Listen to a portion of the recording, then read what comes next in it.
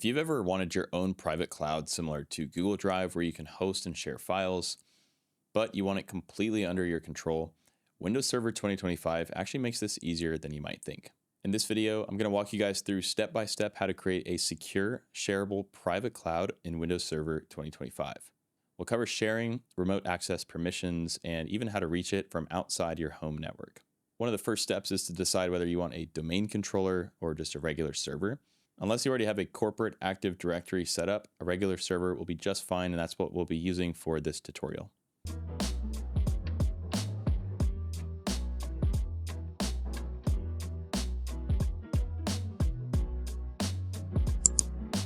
right, so I've got a Windows Server 2025 virtual machine that I've just booted into.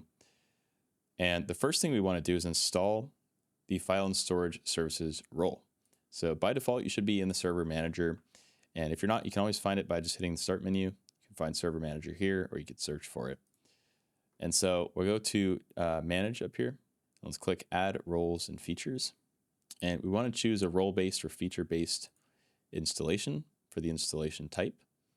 We'll press Next there, and under File and select our server from the server pool. And for server roles, let's click the drop-down by File and Storage Services. We'll click again under File and iSCSI Services. We want to select File Server. We also want to select SMB. We also want to check File Service Resource Manager. We'll click Add Features and Include Management Tools on this pop-up. With those two selected, I'll hit Next. Okay, and then on the Features page, we want to select here SMB 1.0, and we can go ahead and hit Next. All right, and then I'll restart the server if required. Select Yes on the pop-up here, and we'll click Install. So here on my local C drive, while we're still waiting for this feature installation, but I'll get started on step 3 in the meantime. I'm going to go ahead and create my cloud storage folder. So let's just say, for example, I want a folder for media for video production. So I'm just going to title the folder media, and I'll go right click into properties here, and I'll click customize, and I'm just going to change the icon to something that's a little bit more aesthetic. So since I'm storing media in here, maybe I'll choose this camera. Again, this is totally optional. We're just setting ourselves up with a storage folder that we're going to use for the rest of the tutorial. Now, before we proceed, I'm just going to let the feature installation finish, so I'll come back once that's done. All right, guys, so we just got back in the server after the restart. Okay, so at this point, we can actually go back into our server manager. Let's go to Manage, or actually we'll go to Tools and we'll hit Computer Management. All right, so from here, we can hit Local Users and Groups. And I'll right click on user and hit new user. For example, I could add guest user 1. I'll uncheck this and check the bottom 2. Then I'll create a password for them. So by giving each user their own login, you keep your data secure and auditable. And every connection will use proper authentication through Windows credentials. So I'll press create and I'll press close.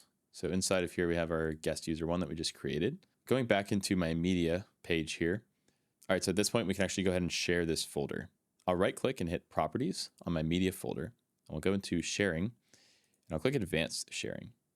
We'll click Share this folder. I'll leave the share name as the folder name for now. And then here we want to add permissions. So by default, it'll list everyone.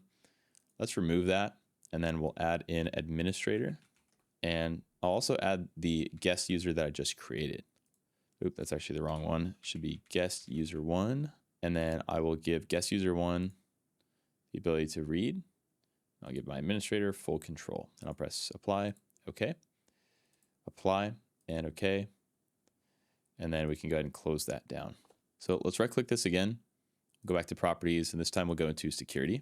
Here we can define each user's read and write permissions as necessary. All right, let's go into Network Discovery and SMB Access. So I'm going to go into my control panel here. And once we're here, let's go to Network and Internet. We'll go to Network and Sharing Center. And then here we can click Change Advanced Sharing Settings. We want to turn Network Discovery on and File and Print Sharing, which is already on. And then one more thing we need to do is we'll use PowerShell for this. We need to allow SMB traffic through the firewall. The command here is netsh adv firewall set rule group equals file and printer sharing new enable equals yes. We'll press enter. See updated 32 rules. So press OK. We can exit this now. Network discovery and SMB are what let other computers see and connect to our server's shared storage. All right, so let's try to access our private cloud from another PC. I'm going to open File Explorer on my main Windows 11 computer. Before I do that, I'm actually going to copy this network path here. So it's server name and then the folder. So I have the network path copied to my clipboard. And then I'll go back here and I'll just paste that at the top. Wow, that actually worked. Okay, and then if I just go to the address bar at the top of my File Explorer, I can simply just paste the share path from the server. So I'll paste that, and then I'll type in my administrator and credentials. And just like that, we're inside of the share folder. So this is now showing up like a regular drive on any computer in our network. We've now got our own cloud, and it's 100% under your control. So if we wanted to enable remote access, meaning from a separate network that's not on the local area network, we need to enable remote access via port forwarding or VPN. And also really quickly, let's just go ahead and do a test file. Let me grab something from my downloads. I'll just grab one of these pictures here. And if I drag it into this folder, so we can see that I can upload to it. And then going back to my server, we can now see that still here. So the cloud is working properly. So what we need to do at this point is actually configure port forwarding over our router. Easiest way to do that is to open up our CMD and let's type ipconfig. And then I'm going to go to just any web browser and we're going to type in my IPv4 address, I believe.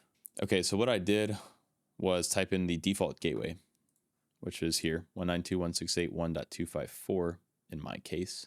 Okay, so I just looked into configuring my router to forward port 445, and it's not very secure, so because of that, it's actually blocked on my router. A VPN would be a more simple solution here. So if you need to reach your files while traveling, you can add a VPN, and this encrypts your connection and keeps your cloud private. Okay, another thing that we can do in terms of configuration here is if I go to Server Manager, I can enable versioning and shadow copies. I'm going to go to File and Storage Services here on the left. Okay, I'm going to right click here on my C drive. We're going to go to Volumes, and for C, I'll right click here. All right, so we're going to go back to Computer Management, go to Shared Folders here, and inside of Shares, I'll see Media. Inside of Media, let's right click and hit Properties. All right, so a few tips before we end the video. Number one is to keep the server set to a static IP so that the network shares remain consistent. Number two is to use strong passwords for remote access. We'd also recommend regularly updating Windows Server 2025 for security patches. And we'd also recommend backing up your server to an external drive just to give you that extra redundancy. All right, guys, that's going to do it for today's video. If you have any questions about anything we covered, feel free to drop those in the comments below, and we'll get back with you as soon as we can. If you're interested in purchasing Windows Server, Windows 10, Windows 11, remote desktop licenses, Microsoft Office, or a wide variety of other Microsoft software at a great price, be sure to check out Indigo Software. We'll put links down below. As our channel grows, we're constantly looking for new video topic ideas. If you have any ideas of your own, we'd love to know what those are. Most viewer-commented video requests get made into actual videos on our channel. Lastly, a like and subscribe would be greatly appreciated as it helps to support the channel. Thanks again for watching, and we'll see you guys next time.